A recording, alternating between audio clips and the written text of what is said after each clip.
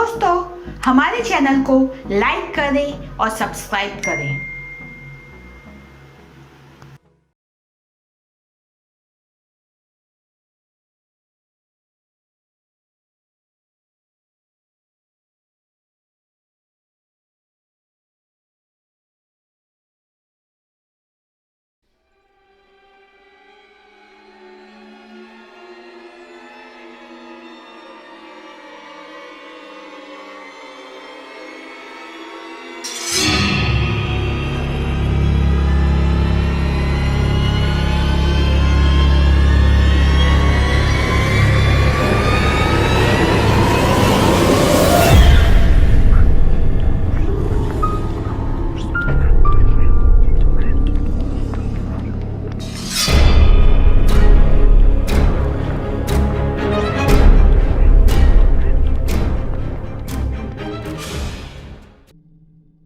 Hello दोस्तों, welcome to our channel Hindi horror diary.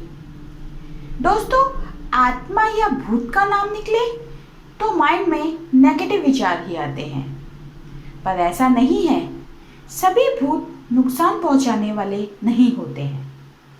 ऐसी ही एक कहानी हमें संजना ने भेजी है, जो कहानी 10 साल पुरानी है। ये कहानी तब की है जब मैं 11 साल की थी। मेरे घर में मेरा भाई 6 साल का और मम्मी और पापा थे।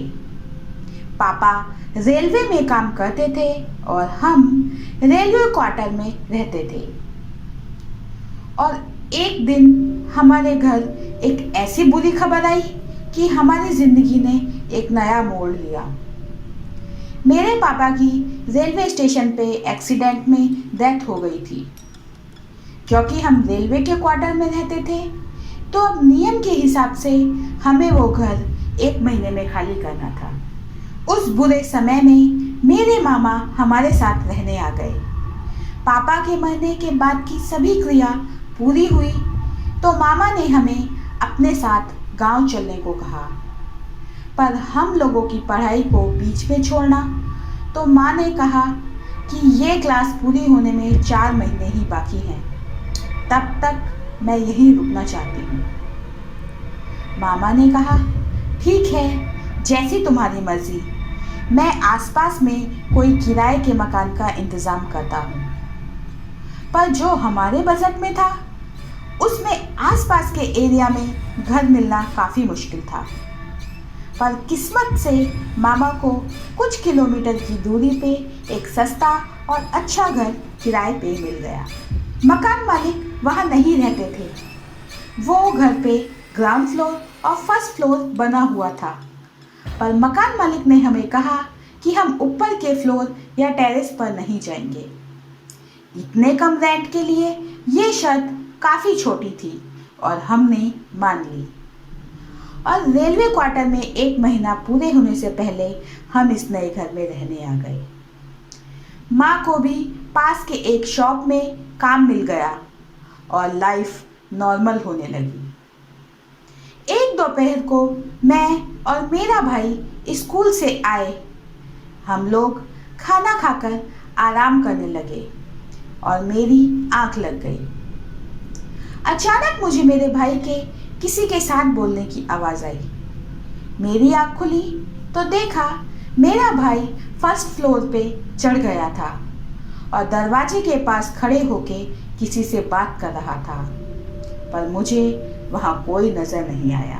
मैंने भाई से पूछा, किससे बात कर रहे हो? भाई ने जवाब दिया, ये आंटी मुझे दरवाज़ा खोलने को कह रही हैं। वहाँ कोई नहीं था तो मुझे भाई पे गुस्सा आया और उसे खींच के नीचे ले आई। ऐसा कई बार हुआ और मैंने ये बात मम्मी को भी बताई, पर मम्मी ने इसे मजाक समझकर शायद ध्यान नहीं दिया। कुछ दिन बाद मामा फिर हमारे घर मिलने आए। वो यहाँ कुछ दिन रुकने वाले थे। एक रात मामा को ऐसा आभास हुआ जैसे कोई ऊपर वॉक कर रहा हो और गेट नॉक कर रहा हो। मामा उस आवाज़ को सुनकर फर्स्ट फ्लोर के दरवाजे के पास पहुँचे और मामा को लगा कि दरवाजे के उस पार से कदमों की आवाज़ तेज होती गई।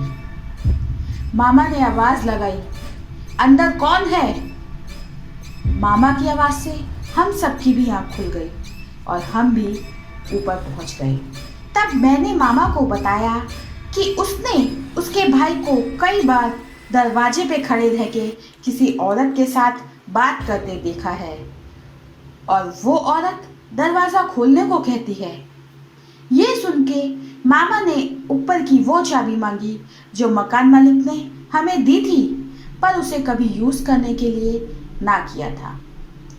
और मामा ने वो दरवाज़ा खोल दिया और देखा कि वहाँ कोई नहीं था, पूरा फ्लोर खाली था।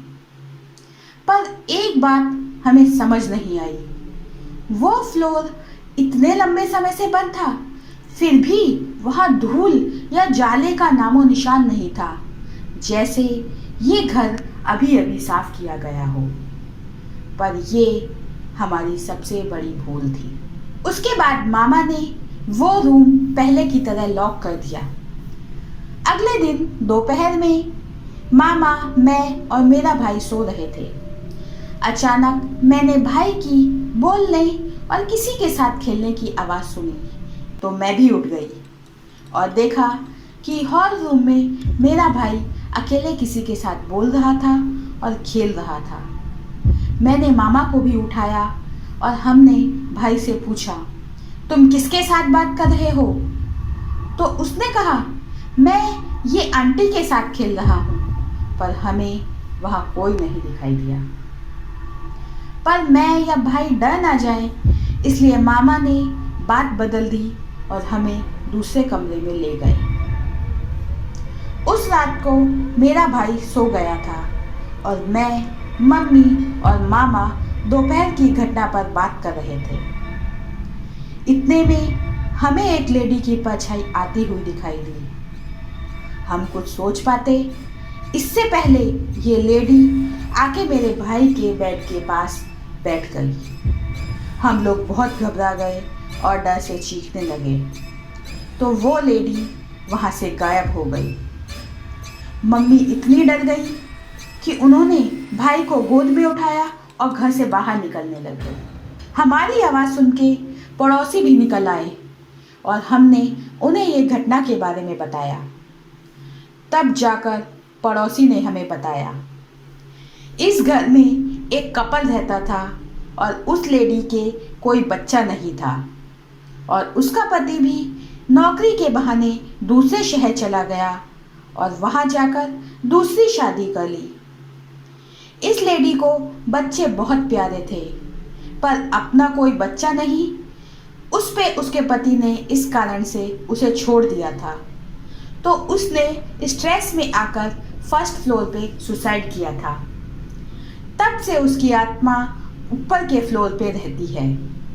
वो बच्चों को दिखाई देती है और उनके साथ खेलने की कोशिश करती है, पर कभी कोई नुकसान नहीं पहुंचाती। इसके बाद हमने वो घर खाली कर दिया और जिस एजेंट से ये घर लिया था उस पर मामा जी ने बहुत गुस्सा भी किया। तो दोस्तों, आपको ये कहानी कैसी लगी? अगर आपको ये कहानी अच्छी लगे तो लाइक करें, कमेंट करें, हमारे चैनल को सब्सक्राइब करें और दोस्तों के साथ शेयर करें। और हाँ, अपने एक्सपीरियंस, अपनी कहानी हमें hindihorrordiary@gmail.com पर मेल कीजिए। मैं अब आपसे इजाज़त लेती हूँ। अगले हफ्ते फिर हाजिर होंगी एक नई कहानी के साथ।